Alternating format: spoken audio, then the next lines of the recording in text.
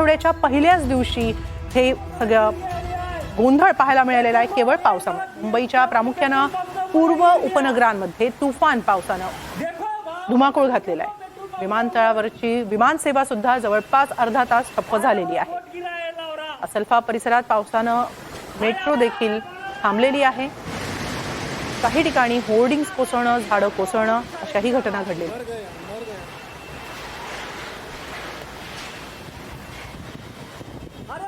नक्की मुंबईमधल्या पावसासंदर्भात आपण अधिक माहिती जाणून घेणार आहोत। आपल्याबरोबर आहेत आमचे प्रतिनिधी श्रीरंग करे। श्रीरंग, उन्हाळ्यात आज पावसाळा पाहायला मिळाला। अचानक दुपारी आपण सगळ्यांनी बघितलं की ढग दाटून आले, काळोख दाटून आला आणि जोरदार पावसाला सुरुवात झालेली आहे। काय अधिक माहिती मिळते? मुळात हा पाऊस काय कशामुळे झाला याबद्दल काही माहिती हवामान विभागाच्या अधिकाऱ्यांकडून मिळाली? हेमाली, जी गोष्ट कळतेय ती अशी आहे की मुंबई आणि ठाण्याच्या आसपासच्या परिसरामध्ये काही ठिकाणी गारा देखील पडलेल्या आहेत। हे चित्र मुंबई आणि ठाण्यासाठी थोडंसं नवीन आहे। काही वर्षांपूर्वी गारा पडल्या असेल, मात्र गारा मुंबईच्या वेशीवर देखील आलेलं गारपीट आपण ग्रामीण भागात किंवा उत्तर महाराष्ट्रात झालेली पाहायला मिळालेली आहे आपल्याला।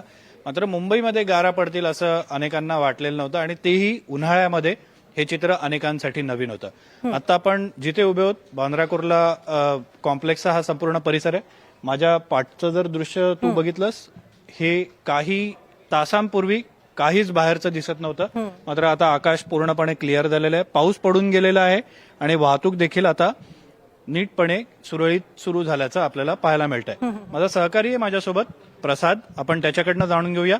प्रसाद, महाराष्ट्रामध्ये आणि मुंबईमध्ये नेमकं आज काय काय झालेलं आहे पावसामुळे?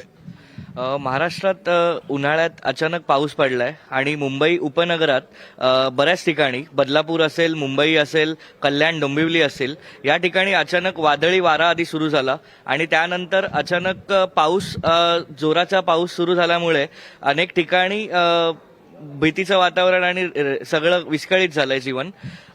अधिक माहिती तुम्हाला जर पावसाबद्दल माहिती, आज पाऊस का पडला हे जर तुम्हाला माहिती करण्यासाठी तुम्ही NDTV मराठीला बातमी तुम्ही वाचू शकता, तिथे तुम्हाला समजू शकते। पुढे जाणार आहोत आपण पूजाकडे, आपण पूजाकडनं अधिक माहिती घेऊया। पूजा, मुंबईकरांना आज काय त्रास झाला आणि मुंबई आणि आसपासच्या परिसरात काय झालं? आज वादळी पाऊस झाला होता, त्याच्यामुळे अनेक ठिकाणी मोठ्या दुर्घटना घडलेल्या आहेत। त्याच्यातली सर्वात मोठी दुर्घटना ही घाटकोपरमध्ये घडली। तिथे पेट्रोल पंपवर होर्डिंग कोसळलेलं आहे, त्याचे दृश्य अतिशय भयानक असे आहेत। अनेक जण त्या ढिगाऱ्याखाली अडकल्याची भीती व्यक्त करण्यात येते। अग्निशमन दलाचे जवान तिथे रेस्क्यू ऑपरेशन करतायत, त्याचे आपण व्हिज्युअल्स पाहू शकतो आपल्या वेबसाईटवर आणि YouTube चॅनलवर आहे।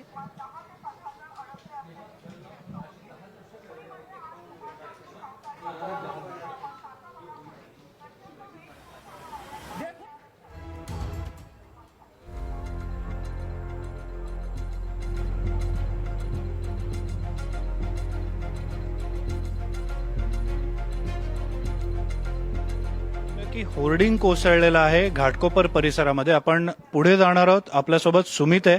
सुमित, आज काय नेमकं घडलंय? सर, मोठ्या प्रमाणात अचानक पाऊस आल्यामुळे रेल्वे वाहतूक जी आहे ती कुठेतरी कोलमडल्याचं आपल्याला पाहायला मिळत आहे। पश्चिम रेल्वेचा जर का आपण विचार केला तर पश्चिम रेल्वेच्या गाड्या काहीशा उशिराने चालत आहेत, तर मध्य रेल्वेवरती पण मोठ्या प्रमाणावर डिले चालू आहेत। याची मुख्य कारणं जर का आपण बघायला गेलं तर याची मुख्य कारणं आहेत की जे इलेक्ट्रिसिटीचे पोल्स असतात त्याच्यामध्ये कुठेतरी काही स्पार्किंग झालंय, काही ठिकाणी ओव्हरहेड वायरवरती परिणाम झालाय।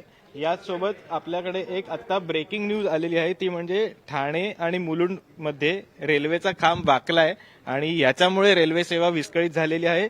सोबतच कल्याणवरून येणाऱ्या आणि जाणाऱ्या सर्व ज्या रेल्वे आहेत त्या काही काळासाठी स्थगित करण्यात आलेल्या आहेत। सोबतच वांगडी रेल्वे स्थानकावर पत्रे उडालेत। त्यामुळे एकंदरच जर का विचार केला तर संध्याकाळची आत्ताची वेळ आहे, ऑफिसेस सुटण्याची वेळ आहे। बरेचसे जण आपापल्या घरी जात असतात, वेस्टर्न रेल्वे असेल, सेंट्रल रेल्वे असेल, पण आता सर्व प्रवाशांना, सर्व चाकरमान्यांना ह्या विस्कळीत झालेल्या रेल्वेचा फटका बसणार आहे। बरोबर, प्रवाशांना फटका बसलाय आणि राजकारण्यांना देखील फटका बसलाय। कसं ते सांगतोय ऋषिकेश। ऋषिकेश, काय झालंय आज? आज चौथ्या टप्प्यातील मतदान प्रक्रिया चालू आहे, पण त्याचबरोबर राज्यामध्ये 5व्या टप्प्यातील मतदान प्रचार सुद्धा, राजकीय पक्षांचा प्रचार सुद्धा सुरू आहे. पण अचानक झालेल्या पावसामुळं अनेक पक्षांच्या राजकीय सभा आज रद्द झालेल्या आहेत. त्याचबरोबर आज डोंबिवलीमध्ये उद्धव ठाकरेंची सभा होती, तर पावसामुळे, अचानक झालेल्या पावसामुळे डोंबिवलीतली त्यांची सभा रद्द करण्यात आलेली आहे. आपण बघतोय उद्धव ठाकरे यांची सभा रद्द करण्यात आलेली आहे. आणखी काही घटना घडलेल्या आहेत मुंबईमध्ये. काय घडलं प्रथमेशला विचारा. प्रथमेश, नक्कीच आणखीन एक महत्वाचा फॅक्टर असतो तो म्हणजे विमानसेवा. आणि तुम्ही इथे व्हिज्युअल पाहू शकता, ही काही तासांपूर्वी मुंबई विमानतळावरची व्हिज्युअल आहेत. वादळ आणि पावसामुळे हे अशी सध्या परिस्थिती निर्माण झाली होती. आणि याच्यातले महत्वाचे अपडेट हे आहेत की पुढे सिच्युएशन क्लिअर होईपर्यंत मुंबई विमानतळाची सेवा ही उड्डाण सेवा बंद राहणार आहे. त्यामुळे जे कोणी आता बाहेरच्या प्रवासाला निघणार असेल त्यांनी हे सगळं आपलं चौकशी करून निघावं.